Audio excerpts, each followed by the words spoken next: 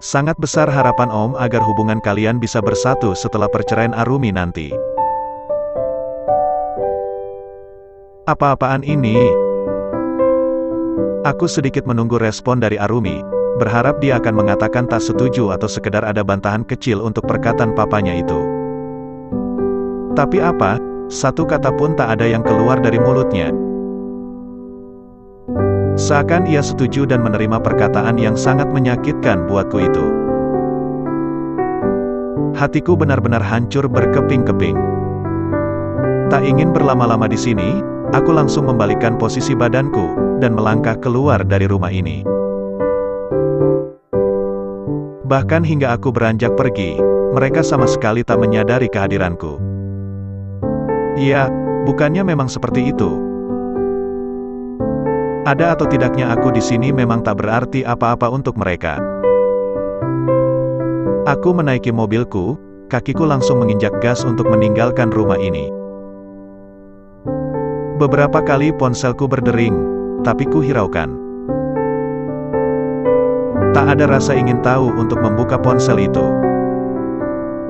Pikiranku kosong.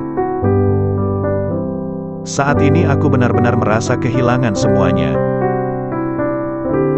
Pandanganku tiba-tiba gelap, dan mataku mulai menutup secara perlahan. Aku tak tahu apa yang terjadi. Aku berusaha membuka mataku, tapi tubuhku terasa sangat lemah. Aku sempat mendengar suara orang-orang yang begitu ramai, sebelum kesadaranku hilang 100%. Aku tiba-tiba sudah berada di atas kasur yang hangat dengan selang infus yang terpasang di tangan kiriku. Juga sebuah selang yang dipasang ke arah hidungku untuk membantuku bernafas. Aku berusaha untuk bergerak, tapi seluruh tubuhku terasa sangat sakit sehingga sedikit sulit untuk digerakkan. Ku tatap langit-langit dan keadaan yang ada di kamar ini, aku kini berada di rumah sakit. Aku tak mendapati seseorang yang sedang berjaga di ruanganku ini. Selain seorang suster yang tiba-tiba terkejut mengetahui aku sudah membuka mataku. Bapak sudah sadar. Sebentar ya. Secepat kilat, ia langsung berbalik dan keluar dari ruangan ini.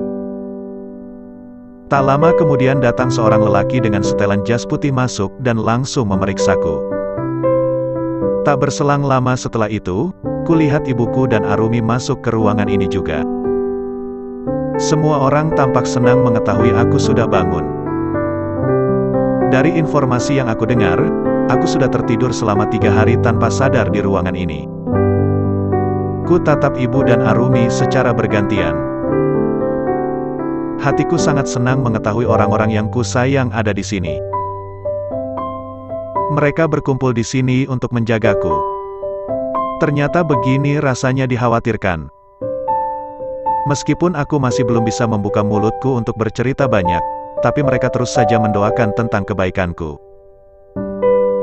Arumi berdiri di sampingku, tangan kecil mulus itu, dengan lembut kini memelukku. Beribu kata maaf ia bisikan di telingaku. Aku tersenyum kecil, ya, tak ada yang perlu dimaafkan. Ini bukan salahnya, semua ini sudah ada yang mengatur. Takdir Allah yang sudah menyatukan kami hingga membuat kejadian ini. Setidaknya aku juga bersyukur melalui kejadian ini, Allah masih memberikanku satu kali kesempatan lagi untuk menebus semua kesalahan-kesalahanku. Menjelang malam tiba, sebenarnya aku tak tahu pasti kapan waktu matahari terbit dan terbenam. Karena dalam ruanganku, semuanya dipenuhi dinding beton yang tak ada jendelanya, hanya tersedia beberapa alat canggih kedokteran yang fungsinya untuk membantu kesembuhan pasien. Kali ini, kulihat papa dan mama datang untuk menjengukku. Semoga lewat musibah yang Allah berikan ini, bisa menjadi perbaikan hubungan antara aku dan papa mertuaku. Walaupun aku tak tahu pasti apa yang ada di dalam hatinya, tapi setidaknya aku sedikit mengerti bahwa masih ada sedikit kepedulian darinya untukku.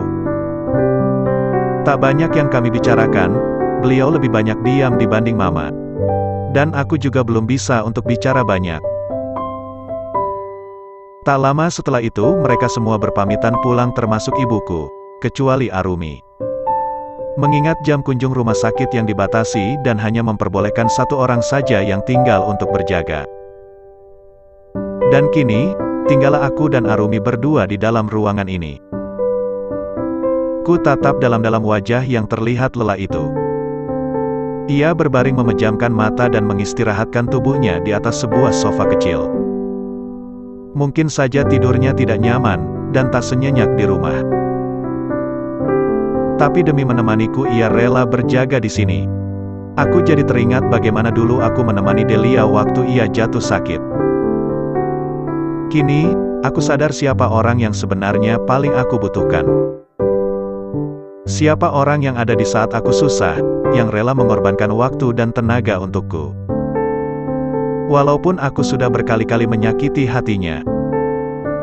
Arumi, semoga Allah membalas kebaikanmu dengan beribu-ribu pahala, gumamku dalam hati. Hari ini sudah sekitar 5 hari semenjak aku terbangun dari ketidaksadaranku. Dokter sangat mengapresiasi semangatku untuk sembuh. Hingga kini aku tak lagi harus menggunakan oksigen sebagai penopang untukku bernafas. Ruangan inapku pun sudah pindah di kamar biasa yang tidak terlalu banyak alat-alat itu.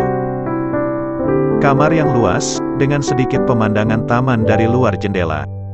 Dan bila pagi tiba, sinar hangat cahaya matahari langsung menembus kaca jendela. Sungguh pemandangan yang sangat kurindukan seperti dulu kala. Apalagi dengan sosok Arumi yang selalu di sini menemaniku. Tapi, tak kusangka suasana yang kurindukan ini akan terjadi di rumah sakit. Dengan cekatan kedua tangan itu menyiapkan makananku, serta menyuapiku. Seketika, aku seakan lupa dengan masalah bertubi-tubi yang menimpa kami. Ya Allah, apakah ini kebahagiaan yang Kau janjikan setelah ujian itu? Setelah berhari-hari di rumah sakit, akhirnya hari kepulanganku pun tiba. Setelah membereskan dan memastikan semua barang sudah dikemas, kami pun melanjutkan perjalanan yaitu pulang ke rumahku. Aku sempat bertanya-tanya dalam hati, siapa yang akan menemani masa pemulihanku nanti di rumah? Karena mungkin saja setelah ini, Arumi akan segera kembali lagi ke rumah mama. Kondisiku memang sudah agak baikan. Tapi, untuk berjalan, aku masih harus menggunakan tongkat sebagai bantuan karena cedera pada kaki kananku. Ibuku juga sekarang kondisinya tidak kuat seperti dulu lagi. Selain faktor usia, juga karena penyakit bawaannya.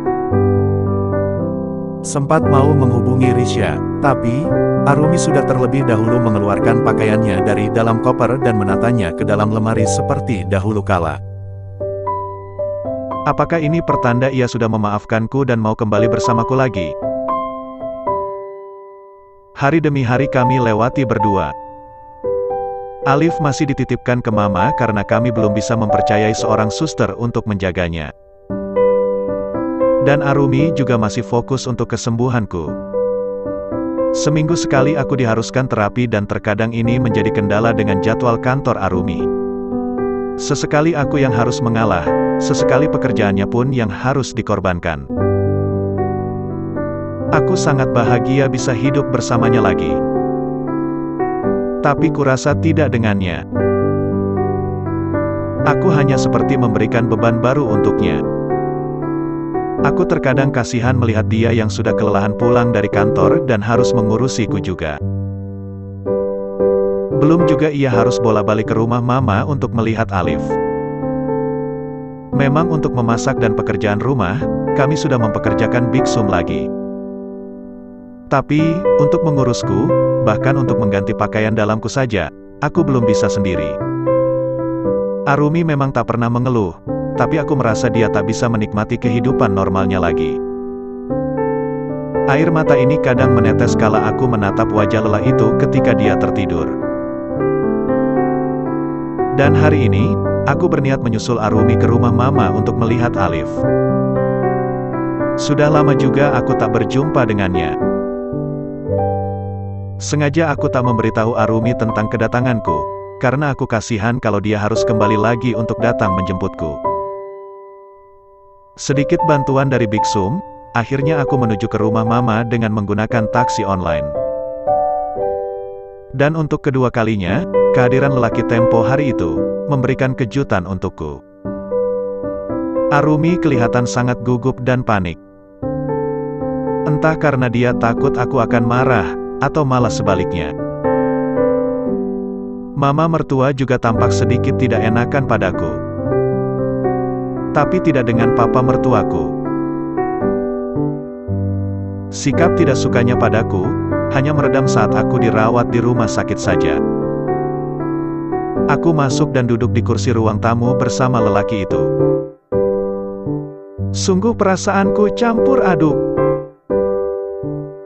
Apalagi aku sedikit terganggu dengan tatapan lelaki itu kepada istriku.